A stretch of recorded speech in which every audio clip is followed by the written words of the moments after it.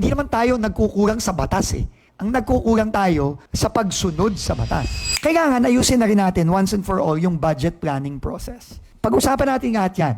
Pero ang punot dulo ng problemang yan is yung maling paglalagay ng mga proyekto sa budget. The bigger issue is, paano nakakalusot yung mga proyektong hindi naman na-vet ng tama, walang mga plano, at hindi naman talaga priority. Yun ang kailangan nating baguhin.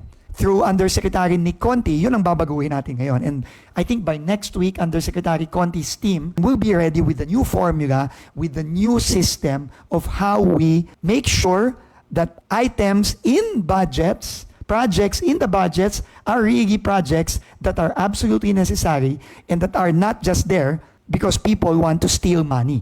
Yung sistema ng mga allocable na whatever. We will do away with all of that. Wala nang palakasan at singitan sa proyekto. So, ang bagong formula will have based on the needs of the areas, of the district, of the province, of the municipality, of the region. Ano ba ang priority talaga dyan? Ano ba ang kailangan? Lahat ng project kailangan may plano. Lahat ng project dapat endorsed ng mga development councils. At uunahin natin ang pondo, kasi limitado ang pondo eh. And with limited funding, kailangan unahin natin yung pondo para matapos ang mga proyekto.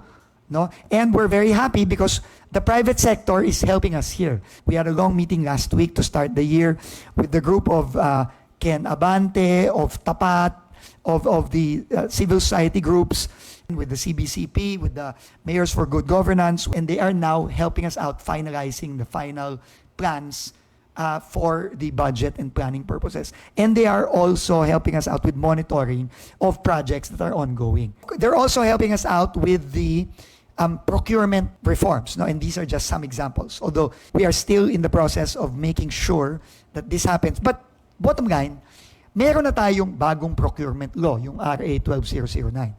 Hindi naman tayo nagkukulang sa batas eh. Ang nagkukulang tayo sa pagsunod sa batas. So kailangan sundin natin kung anong nasa batas. Problema, at i-enforce natin ang tama. At pag hindi nila sinunod, kulong sila. Ganun nga kasimple dapat yon.